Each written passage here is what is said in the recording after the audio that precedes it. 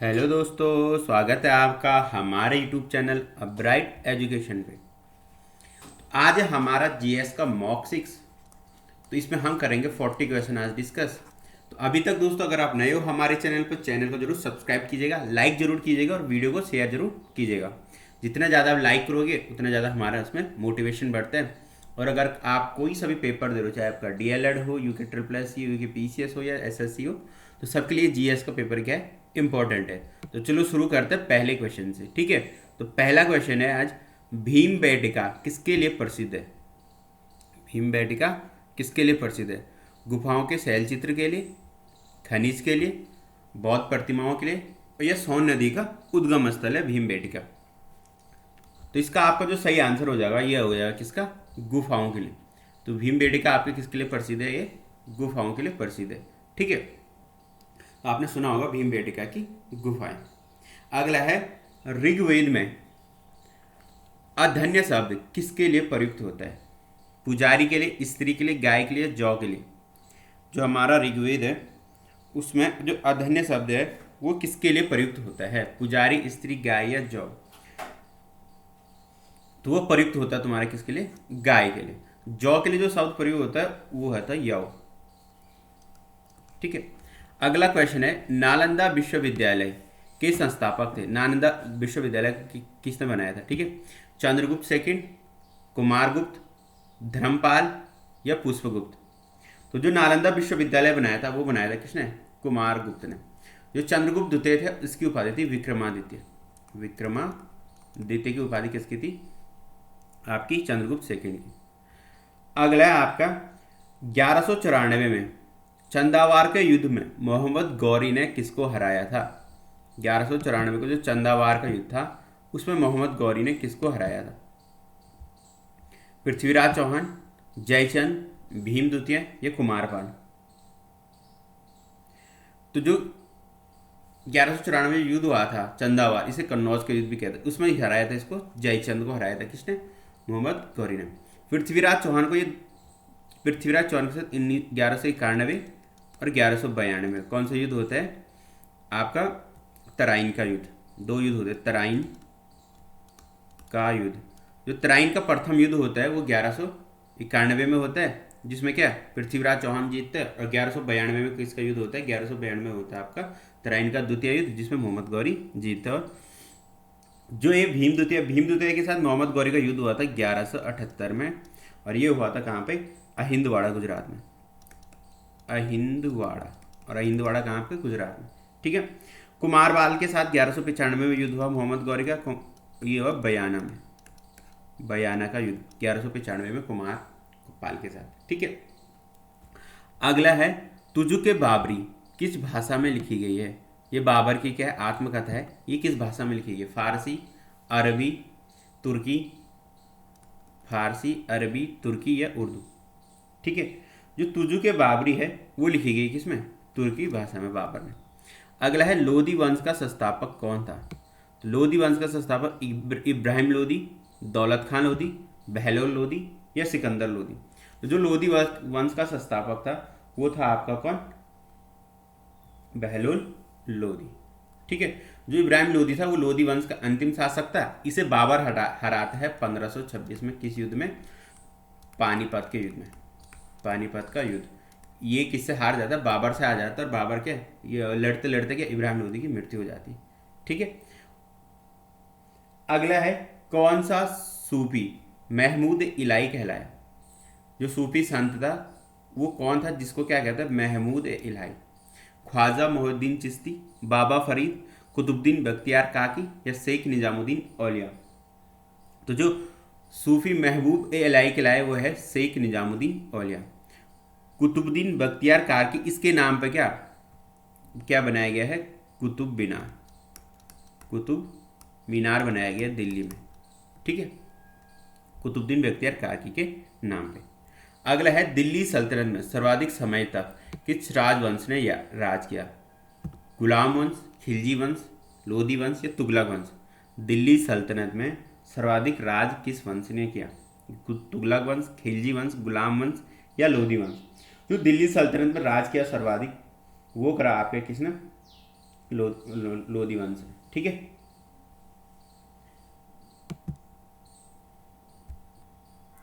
जो दिल्ली सल्तनत में राज किया सर्वाधिक वो क्या है, तुगलक वंश ने। ठीक है, तुगलक वंश ने आया कब से, 1320 से 1414 तक। ठीक है, कितने साल, ये लगभग हो गया आपके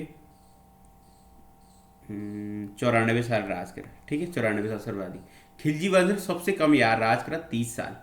खिलजी वंश ने 1290 से 1320 तक, इन्होंने 20 साल राज किया, सब सॉरी 30 साल राज किया खिलजी वंश ने। ठीक है, गुलाम वंश ने कितना करा, गुलाम वंश ने 1206 से, जो पहला वंश था दिल्ली सल्तनत गुलाम वंश, ठीक है, कुतुबुद्दीन ऐबक था जिसका स्थापक। ठीक है, और 1290 इन्होंने 84 साल राज करा।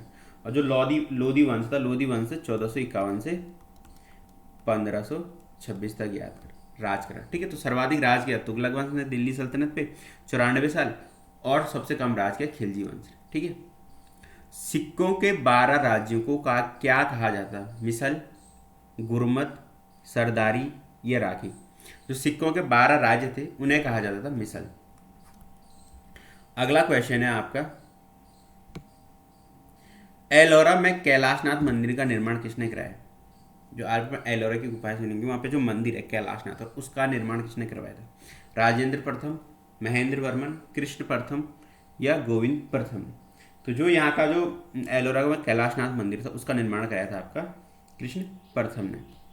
निम्न राज्यों में से कौन सा राज्य बांग्लादेश से अपनी सीमा नहीं बनाता है, असम, नागालैंड, मेघालय या मिजोरम।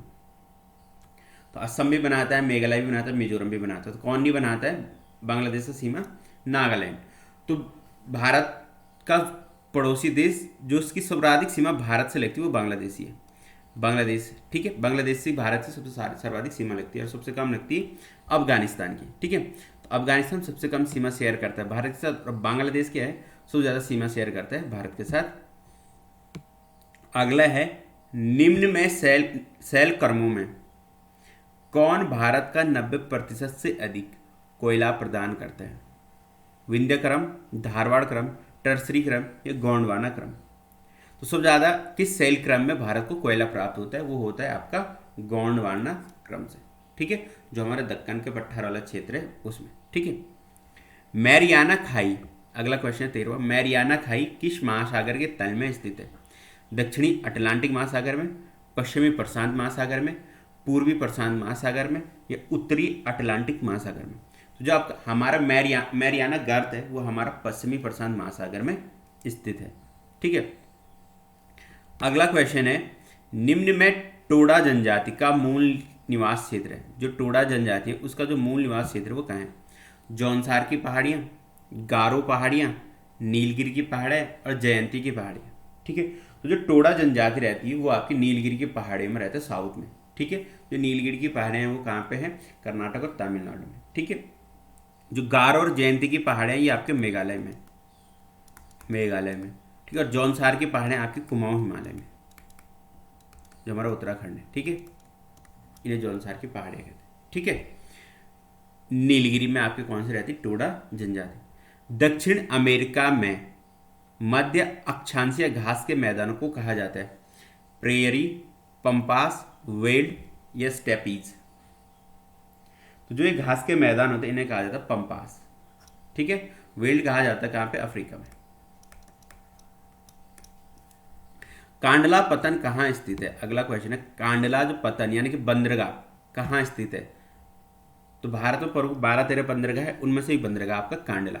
तो कांडला जो बंदरगाह स्थित है वो है आपका खंबात की खाड़ी में। ठीक है, सॉरी कच्छ की खाड़ी में। कहाँ स्थित है आपका, कच्छ की खाड़ी में स्थित है, गुजरात में, कांडला बंदरगाह। ठीक है, अगला क्वेश्चन है आपका, निम्न में भारत का सबसे ऊंचा जलप्रपात है, गुरसोपा जलप्रपात, शिव समुद्रम, हुंडरू या धुआंधार जलप्रपात। तो जो भारत का सबसे बड़ा जलप्रपात है ऊंचा, वो गरसोपा जलप्रपात है, कावेरी नदी पे, शरावती नदी पे, कर्नाटक में। ये कर्नाटक पे है, शरावती नदी पे।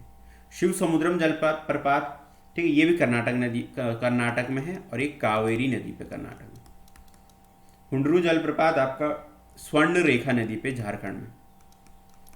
स्वर्ण रेखा नदी कहाँ पे, हुंडरू जलप्रपात झारखंड। और धुआंधार जलप्रपात आपका नर्मदा नदी पे है मध्य प्रदेश में।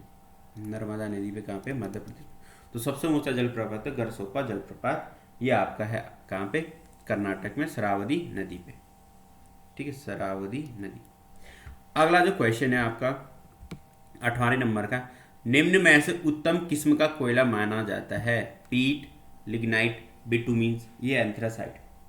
तो जो सबसे उत्तम किस्म का कोयला माना जाता है वो एंथ्रासाइड माना जाता है। इसमें जो कार्बन कंटेंट होता है, कार्बन की परसेंटेज होती है वो 90% कार्बन क्या होता है, उपस्थित होता है। ठीक है, पीट सबसे क्या निम्न किस्म का कोयला माना जाता है, इसमें जो कार्बन कंटेंट होता है वो 50% होता है। लिग्नाइट में आपका 50 से 75% तक होता है, और बिटुमिन्स में आपका क्या 75 से 90% होता है। ठीक है, और जिसमें 90 प्लस होता है, 90% से जिसमें अधिक होता है एंथ्रेसाइट, वो होता है आपका सबसे उत्तम किस्म का कोयला। और इसमें जो लौ आती है वो नीली लौ के साथ जलता है बिटुमिन्स। ठीक है, जिसमें 90% से अधिक क्या होता है, कार्बन कंटेंट होता है। इंग्लिश चैनल किन दो देशों के मध्य है, जो इंग्लिश चैनल है वो किन दो देशों के मध्य है, आयरलैंड व ग्रेट ब्रिटेन, फ्रांस व ग्रेट ब्रिटेन, फ्रांस व स्पेन, फ्रांस व इटली। तो जो आपका फ्रांस और ग्रेट ब्रिटेन के बीच क्या है आपका इंग्लिश चैनल। ठीक है, आपका आयरलैंड और ग्रेट ब्रिटेन के बीच क्या है, सेंट जॉर्ज चैनल। इन दोनों के बीच क्या है आपका सेंट जॉर्ज चैनल। फ्रांस और स्पेन के बीच क्या है, पेरिनीज पर्वत। फ्रांस और स्पेन को कौन अलग करता है, पेरिनीज पर्वत अलग करता है। ठीक है, फ्रांस और स्पेन को। फ्रांस और इटली को कौन अलग करता है, आल्पस पर्वत श्रेणी। आल्पस पर्वत किसको अलग करती है, फ्रांस और इटली को। तो आल्पस पर्वत कहाँ है, यूरोप में। ठीक है, और इंग्लिश चैनल के बीच है, फ्रांस और ग्रेट ब्रिटेन के बीच। अगला जो क्वेश्चन है आपका 20वां, पाक जल डमरू क्या है। पाक जल डमरू क्या है, भारत और पाकिस्तान की जलीय सीमा, भारत श्रीलंका को अलग करने वाला समुद्री क्षेत्र, पाकिस्तान की जलीय सीमा, या भारत और बांग्लादेश के बीच जलीय सीमा। तो जो पाक जल डमरू है वो है आपका भारत व श्रीलंका को अलग करने वाली समुद्री सीमा। ठीक है, ये जो समुद्री क्षेत्र है जो क्या श्रीलंका और भारत को क्या करता है, अलग करता है, वो जो समुद्री क्षेत्र है उसे क्या कहते हैं, पाक जल डमरू, उसे क्या कहते हैं, पाक जल संधि भी कहते हैं। अगला क्वेश्चन है 21वां, आपातकाल के दौरान मूल अधिकारों का निलंबन भारतीय संविधान में किस देश के संविधान से लिया गया है। जब इमरजेंसी लगती है, आपातकाल लगता है, तो हमारे क्या हो जाते हैं, मूल अधिकार खत्म हो जाते हैं। सिर्फ 20 और 21, आर्टिकल 20 और आर्टिकल 21 में जो हमारे मूल अधिकार है उन्हें छोड़कर सारे मूल अधिकार क्या हो जाते हैं, खत्म हो जाते हैं। तो ये जो संविधान में लिया गया हमारे, वो किस देश के संविधान से क्या कॉपी करके लिया गया है। ठीक है, तो वो लिया गया है किससे, जर्मनी। तो जर्मनी का जो संविधान है उसे कहते हैं बाइमर। तो बाइमर से लिया गया क्या मूल अधिकारों का क्या निलंबन होना, किसमें, जब आपातकाल लगता है देश में। अब देखो कनाडा से क्या क्या लिया गया है। कनाडा से लिया गया है सशक्त केंद्र, माने कि केंद्र को ज़्यादा शक्ति, केंद्र को शक्ति ज़्यादा। ये कहाँ से लिया गया, यानी कि जो देश होगा वो राज्यों का संघ होगा, लेकिन जो सर्वोच्च शक्ति होगी वो किसमें होगी, केंद्र में होगी। ठीक है, फिर राज्यपाल की नियुक्ति भी कनाडा से ली है, जो हमारा गवर्नर होता है राज्य का। ठीक है, राज्यपाल की नियुक्ति भी कहाँ से ली है, कनाडा से ली है। और सुप्रीम कोर्ट का परामर्श न्याय निर्णय, यानी कि जो सुप्रीम कोर्ट क्या करता है, निर्णयों को क्या करता है, परामर्श देता है, वो भी हमारा कहाँ से लिया गया है, आपके कनाडा से लिया गया। ऑस्ट्रेलिया से क्या क्या लिया गया है, ऑस्ट्रेलिया से लिया गया समवर्ती सूची। समवर्ती सूची हमारे ऑस्ट्रेलिया के संविधान पे, यानी कि वो सूची जिसपे केंद्र सरकार और राज्य सरकार के दोनों कानून बना सकते उन विषयों पे, तो वो विषय कहाँ रखे जाते हैं, समवर्ती सूची में। तो सूची आपकी 3 प्रकार की होती है। ठीक है, एक तो होती है संघ सूची, इसमें सिर्फ केंद्र सरकार कानून बनाती है। एक होती है राज्य सूची, इसमें राज्य सरकार कानून बनाती है। ठीक है, और अगली क्या होती है, समवर्ती सूची, जिसमें राज्य सरकार और केंद्र सरकार दोनों, राज्य और केंद्र दोनों क्या बना सकते हैं, कानून बना सकते हैं। लेकिन अगर दोनों ने कानून बनाया तो मान्य किसका कानून होता है, राज्य का, क्योंकि केंद्र का। हमारे देश में सतर्क वो कौन है, केंद्र। तो केंद्र का कानून क्या होगा, मान्य होगा अगर दोनों ने एक ही विषय पे कानून बनाया गया। तो जो समवर्ती सूची ली गई है वो हमारे ऑस्ट्रेलिया के संविधान से ली गई है। अमेरिका से क्या क्या लिया गया है, सबसे इम्पोर्टेंट मूल अधिकार, जो हमारे मूल अधिकार हैं वो कहाँ से लिए गए हैं, हमने अमेरिका के संविधान से लिए गए हैं। ठीक है। राष्ट्रपति पे महाभियोग, राष्ट्रपति पर जो इम्पीचमेंट लगता है यानी कि हटा देते हैं राष्ट्रपति को महाभियोग की जो प्रक्रिया है ये भी कहाँ से ली गई है, अमेरिका के संविधान से ली गई है। जो हमारे देश में उपराष्ट्रपति का पद होता है वो भी हमने अमेरिका के संविधान से ले रखा है। किसका पद, उपराष्ट्रपति का, उपराष्ट्रपति का पद भी कहाँ से ले रखा है, अमेरिका के संविधान से। अगला है उत्तराखंड राज्य को सन 2000 में किस संविधान के तहत उत्तर प्रदेश से अलग किया गया। उत्तराखंड को सन 2000 में किस संविधान संशोधन के तहत उत्तर प्रदेश से अलग किया गया। तो 2000 में बने थे आपके 3 राज्य, तो उनके लिए संविधान में एक संविधान संशोधन लाया गया था। तो वो कौन सा था, वो था आपका 84वां संविधान संशोधन। ठीक है। इसमें 3 राज्य कौन कौन बने थे, उत्तराखंड, छत्तीसगढ़ और झारखंड। ठीक है। 42वां संविधान संशोधन मूल करते हुए जोड़ेंगे। ठीक है, 1976 में भाई। ठीक है, 42वां संविधान संशोधन। भाषाई आधार पर, जिसमें हमको क्या मूल करते हुए मिले, भाषाई आधार पर भारत में सर्वप्रथम कौन सा राज्य बनाया गया। यानी कि जो पहले राज्य थे वो भाषा के आधार पर नहीं थे। ठीक है। तो जैसे आजकल क्या है, तमिलनाडु में है। ठीक है, जो तमिल बोलते हो तमिलनाडु में है। ठीक है। उत्तर भारत में सारे कौन से राज्य, हिंदी बोलने वाले, मराठी महाराष्ट्र, गुजरात गुजराती वाले। ठीक है। तो ऐसे जो राज्य बने ना, इसी क्रम में जो सर्वप्रथम राज्य कौन बना था। ठीक है। तो जो भाषाई आधार पर पहला राज्य बना था वो आपका बना था कौन, वो आपका बना था आंध्र प्रदेश। वो आपका कौन सा राज्य बना था, आंध्र प्रदेश। और आंध्र प्रदेश को किससे अलग करके बनाया था, मद्रास। पहले जो आज का तमिलनाडु है उसका क्या कहते थे, मद्रास कहते थे। ठीक है। तो ये जो अक्टूबर 1953 में से बनाया गया। ठीक है। मद्रास से अलग होकर क्या अक्टूबर 1953 में बनाया गया था आंध्र प्रदेश। और ये पहला राज्य था जो भाषाई आधार पे बनाया गया था। ठीक है। हरियाणा पंजाब से अलग हुआ कब, पंजाब में पंजाबी बोली जाती है, हरियाणा में हरियाणवी या हिंदी बोली जाती है। तो 1966 में अलग हुआ कौन, पंजाब से हरियाणा। और 2 राज्य बने, पंजाब और हरियाणा। पहले पंजाब और हरियाणा एक ही राज्य था पंजाब नाम से, फिर हरियाणा को अलग किया गया 1966 में। ठीक है। गुजरात बना किससे, बम्बई से। देखो यहाँ पे 1960 में क्या हुआ, 1960 में एक राज्य था बम्बई, इसको अलग किया गया। इसमें 2 राज्य बने भाषा के आधार, एक गुजरात बना जो गुजराती बोलते 1960 में, और एक महाराष्ट्र बना जो मराठी बोलते हैं, महाराष्ट्र। ये क्या बना, मराठी। ये दोनों राज्य का बना 1960 में। ठीक है। सिक्किम को भारत में कब जोड़ा गया, 1975 में। पहले सिक्किम भारत का क्या था, हिस्सा नहीं था। तो 1975 में इसे भारत का राज्य बनाया गया 36वें संविधान संशोधन में। ठीक है। और ये भारत का कौन सा राज्य बना, 22वां राज्य बना। ठीक है। सिक्किम 36वें संविधान संशोधन करके 1975 में से जोड़ा गया। और राज्यों को बनाने के लिए राज्य पुनर्गठन आयोग जो संविधान में लाया गया, राज्य पुनर्गठन विधेयक जो संविधान में लाया गया वो लाया गया 1 नवंबर 1956 को। ठीक है। तो इसके तहत सर्वप्रथम 1956 में कितने राज्य बनाए गए, 14 राज्य बनाए गए। और 8 क्या बनाए गए, 6 क्या बनाए गए, यूनियन टेरिटरी बनाए गए। 14 राज्य बनाए गए, 6 यूनियन टेरिटरी। इससे पहले जो क्या था, जैसे ब्रिटिश उसमें था ना, वैसे ही राज्य थे, वो भाषा के आधार पर नहीं थे। इसमें राज्यों को किस पे, भाषा, कल्चर, उनकी डेमोग्राफी, इसके आधार पर बनाना शुरू हुआ। और ये संसद में कब पारित हुआ, 1 नवंबर 1956 को राज्य पुनर्गठन अधिनियम विधेयक पारित हो गया था। लेकिन उससे पहले आंध्र प्रदेश बन गया था 1953 में। ठीक है। उससे पहले आंध्र प्रदेश का बन गया था 1953 में बन गया था। ठीक है। ये 35 नहीं, 1953 है। ठीक है। आंध्र प्रदेश का गठन। तो ये तेलुगु बोलते थे, इन्हें अलग कर दिया गया, और तमिल को क्या अलग कर दिया गया था। ठीक है। प्रवासी भारतीय दिवस कब मनाया जाता है, प्रवासी भारतीय दिवस कब मनाया जाता है, 5 जून, 9 जनवरी, 21 सितंबर, 11 जुलाई। तो जो प्रवासी भारतीय दिवस है उसे कब मनाया जाता है, तो प्रवासी भारतीय दिवस मनाया जाता है 9 जनवरी को। तो 9 जनवरी 1915 को क्या गांधी जी का आए थे, साउथ अफ्रीका से भारत आए थे। ठीक है।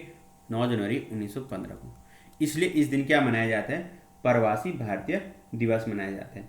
तो इसकी जो सिफारिश की थी सरकार को, किसने की थी, एमएल सिंघवी ने। एमएल सिंघवी एक वकील है, उन्होंने करी थी इसकी सिफारिश क्या कि 9 जनवरी को क्या मनाना चाहिए, प्रवासी भारतीय दिवस, क्योंकि इस दिन गांधी जी साउथ अफ्रीका से कहे थे, इंडिया आए थे। 5 जून को क्या मनाया जाता है, विश्व पर्यावरण दिवस, विश्व पर्यावरण दिवस मनाया जाता है आपका 5 जून से। 21 सितंबर को क्या मनाया जाता है, विश्व शांति दिवस, विश्व शांति दिवस यानी कि वर्ल्ड पीस डे। 11 जुलाई को क्या मनाया जाता है, पॉपुलेशन डे, विश्व जनसंख्या दिवस, विश्व जनसंख्या दिवस। ठीक है, अगला क्वेश्चन है 25वां, निम्न में से कौन सा आयोग राज्य पुनर्गठन से संबंधित नहीं है। तो जब राज्य पुनर्गठन हो रहा था, जब 1956 में जो एक्ट आया अभी जो मैंने बताया, उसको बनाने के लिए क्या बहुत सारे आयोग बनाए गए, इनमें से कौन सा आयोग है जो उससे संबंधित नहीं था। एसके धर आयोग, जेवीपी समिति, सरकारिया आयोग, ये फजल अली आयोग। तो इसमें से कौन, सरकारिया आयोग क्या नहीं था, राज्य पुनर्गठन से संबंधित नहीं था। ये किससे संबंधित है, ये केंद्र राज्य संबंधों से संबंधित है, केंद्र राज्य संबंध। बाकी जो 3 आयोग थे ये किससे हैं, राज्य पुनर्गठन से संबंधित है। ठीक है, जो सबसे पहले आयोग बना था वो एसके धर आयोग बना था 1948 में। ठीक है, और इसने क्या भाषाई आधार पे राज्यों को पुनर्गठन करने के लिए क्या मना कर दिया था। ठीक है, एसके धर आयोग।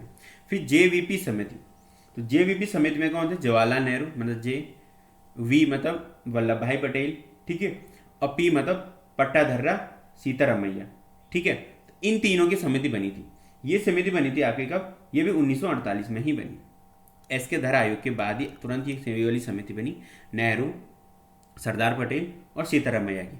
इन तीनों ने भी क्या कर दिया, खारिज कर दिया कौन सी मांग, राज्य पुनर्गठन आयोग की मांग। लेकिन उसके बाद क्या एक लंबा आंदोलन होता है, कहाँ पे, आंध्र प्रदेश में। तो तब क्या आंध्र प्रदेश को 1953 में पहला राज्य बना दिया जाता है भाषाई आधार पे अलग। और तब जो आयोग आता है वो आता है तुम्हारा फजल अली आयोग 1953 में। ठीक है, तो इसने क्या बोला, फजल अली आयोग ने, इसने क्या बोला कि राज्यों को क्या भाषाई आधार पे बना लेना चाहिए, इसने ये संशोधित दी। इसके बाद क्या 1956 में आया राज्य पुनर्गठन विधेयक अधिनियम, संसद में वो पास होता कब, मैंने अभी बताया था ऊपर ही 1956 में। तो ये आयोग भी किससे संबंधित है आपका,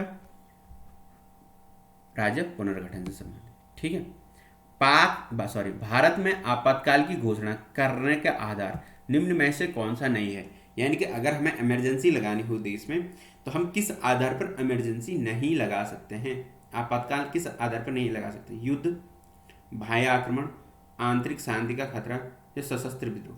तो हम किसके आधार पर नहीं लगा सकते हैं, आंतरिक शांति के खतरे के आधार पर नहीं लगा सकते हैं। ये 44वें संविधान संशोधन में बोला गया। ठीक है, तो पहले क्या था, आंतरिक शांति के आधार पर लगा सकते थे, इसलिए इंदिरा गांधी ने क्या 1975 में यहाँ पे आपातकाल लगा दिया था, किस बेस पे, आंतरिक शांति के खतरे के बेस पे। लेकिन 44वें संविधान संशोधन में इसे क्या बदल दिया गया, आंतरिक शांति खतरे के को हटा करके उसमें क्या जोड़ा गया, सशस्त्र विद्रोह। यानी कि जब सेना क्या कर दे, विद्रोह कर दे सड़कों पे, तब आपातकाल लगाया जा सकता है। बाह्य आक्रमण यानी कोई बाहरी देश हम पे आक्रमण कर दे, या युद्ध, या हम किसी या युद्ध में झोंके जाएं। इन तीनों के बेस पे, युद्ध, बाह्य आक्रमण, सशस्त्र विद्रोह के बेस पे हमारे देश में क्या लगाया जाता है, आपातकाल लगाया जाता है।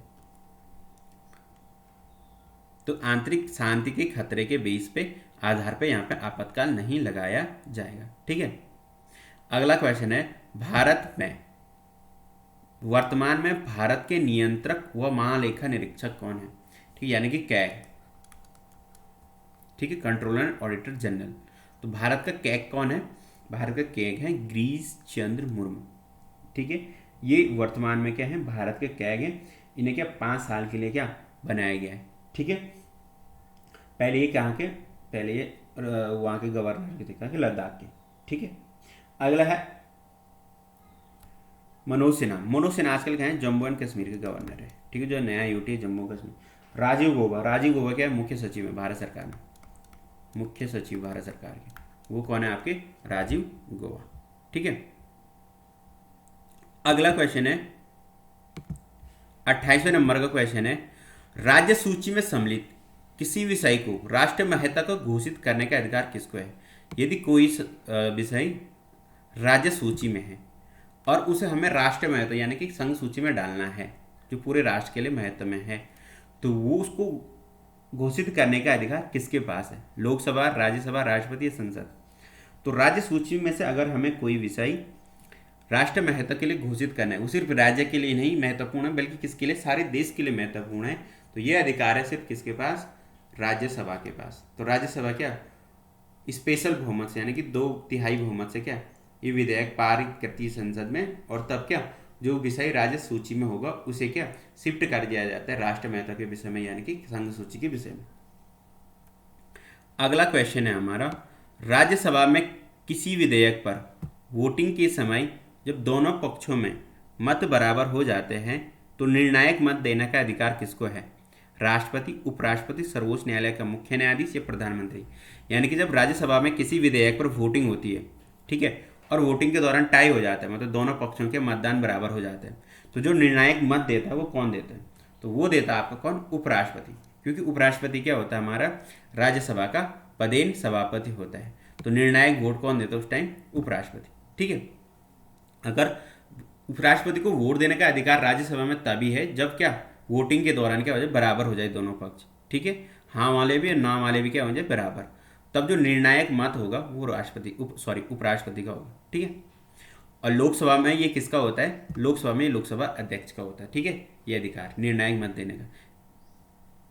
लोकसभा का अध्यक्ष भी तभी वोट देता है जबकि विधेयक पे बराबरी पे छूटता है। ठीक है, वोट कि दोनों पक्षों में वोट क्या बराबरी पे छूटा तो निर्णायक मत लोकसभा में कौन देगा, लोकसभा अध्यक्ष, और राज्यसभा में देगा उपराष्ट्रपति। अगला क्वेश्चन है, निम्नलिखित किस वर्ष संयुक्त राष्ट्र संघ ने परम गरीबी की परिभाषा अंगीकृत की थी। यानी कि जो हमारा यूनाइटेड नेशन है संयुक्त राष्ट्र संघ, उसने परम गरीबी की परिभाषा कब अंगीकृत की, तो वो की थी 1995 में। ठीक है, अगला क्वेश्चन है 32वां, निम्न में से कौन सा बैंक, ठीक है रैंक नहीं होना था यहाँ पे, बैंक होना था। ठीक है, कौन सा बैंक जनपद स्तर पर कार्यरत है, यानी कि कौन सा बैंक जो जिला स्तर पर कार्य करता है, राज्य सहकारी बैंक, केंद्रीय सहकारी बैंक, ग्रामीण बैंक या आरबीआई यानी कि रिजर्व बैंक ऑफ इंडिया। तो जो जिला स्तर पर काम करता है वो है हमारा केंद्रीय सहकारी बैंक, इसे क्या कहते हैं, जिला सहकारी बैंक भी कहते हैं। 33 क्वेश्चन है आपका, राजस्व घाटे में से पूर्ण परिसंपदा के सृजन हेतु अनुदान को हटाया जाता है तब हमें क्या मिलता है। जो हमारा राजस्व घाटा होता है उसमें से हम पूंजी परिसंपत्ति को हटा दें। ठीक है, ये हमारा पूर्ण नहीं होगा, पूंजी परिसंपत्ति होगा। ठीक है, पूंजी परिसंपत्ति को हटा दें तो जो अनुदान हमें प्राप्त होता है तो हमें क्या मिलता है फिर राजस्व घाटे में घटाने से, तो हमें मिलता है प्रवाही राजस्व घाटा। तो हमें जो यहाँ पे क्या मिलेगा, प्रवाही राजस्व घाटा मिलेगा। ठीक है, अगला क्वेश्चन है, केंद्रीय बैंक के परिमाणात्मक उधार नियंत्रण उपाय में निम्न में क्या शामिल नहीं है। जो हमारा सेंट्रल बैंक है, ठीक है, यानी कि हमारा आरबीआई, वो क्या करता है उधार नियंत्रण में उपाय में किसको शामिल नहीं करता है, जो हमारा वो लोन देता है, ऋण देता है, उसको नियंत्रण करने के उपाय में निम्न में से कौन सी चीज़ शामिल नहीं करता है आरबीआई, बैंक दर की नीति, खुला बाजार प्रचलन, नगद रिजर्व अनुपात या नैतिक दबाव। तो नैतिक दबाव को क्या नहीं करता, शामिल नहीं करता क्या उधार देने की नीति में। बाकी इन तीनों को क्या करता है आरबीआई उधार देने की नीति में शामिल करता है। ठीक है, अगला क्वेश्चन है, नरेगा का नाम बदलकर मनरेगा कब किया गया। ठीक है, जो नरेगा है जिसमें हमें क्या 100 दिन का रोजगार मिलता है, तो उसका नाम मनरेगा यानी कि महात्मा गांधी कब किया गया, महात्मा गांधी के नाम पर उसका नाम कब बदला गया। ठीक है, महात्मा गांधी रोजगार गारंटी अधिनियम, इसे कब किया गया,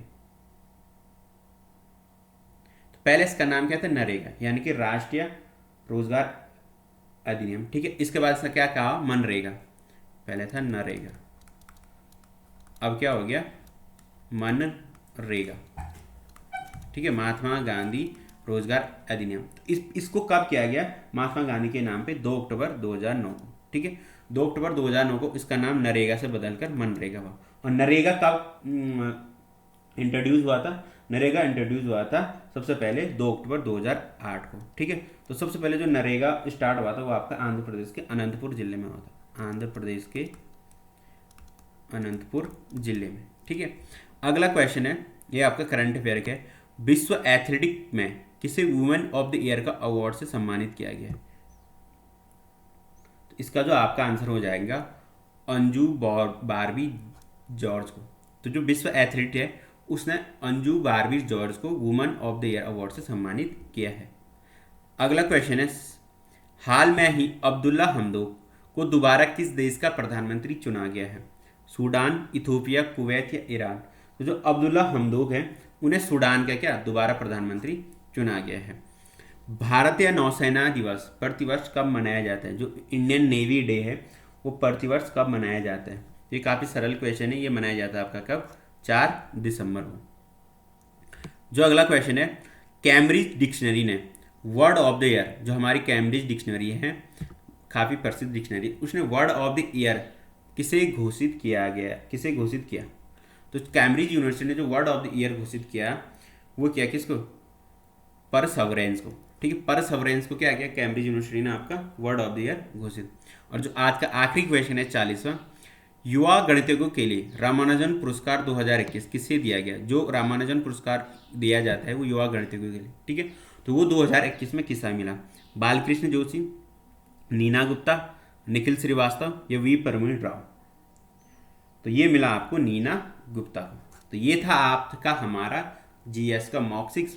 ऐसे आप हमारे साथ बने रहें। और अभी तक दोस्तों अगर आपने हमारे चैनल को सब्सक्राइब नहीं किया है तो चैनल को जरूर सब्सक्राइब कीजिए, लाइक कीजिए और शेयर जरूर कीजिए अपने दोस्तों के साथ। अगर आपको कोई सा भी पेपर देना है जिसमें जीएस पूछी जाती है, ठीक है, उसके लिए ये सारी सीरीज के इंपॉर्टेंट है। अगर आप यूके SSC और यूके PCS की तैयारी कर रहे हैं, ठीक है, या SSC की तैयारी कर रहे हैं, तो उसके हमारे बैच चल रहे हैं हमारे अपब्राइट एजुकेशन पे, ठीक है। तो आप हमारे साथ जुड़े रहे, ऐसे हम आपको क्या सीरीज देते रहेंगे। जो हमारा होने वाला है पुलिस SI होने वाला है, ठीक है, कांस्टेबल होने वाला है, फॉरेस्ट गार्ड होने वाला है, और अभी पटवारी होने वाला, और RO जो आने वाला है उसकी भी हम क्या सीरीज जल्दी ही निकालने वाले। और इन सब के लिए भी क्या ये GS की सीरीज काफ़ी इंपॉर्टेंट है, तो आप लोग भी क्या इसे देखते रहें, ठीक है, और ऐसे ही बने रहे हमारे साथ। अभी मिलते हैं हम आपको अब अगली वीडियो में, तब तक के लिए धन्यवाद।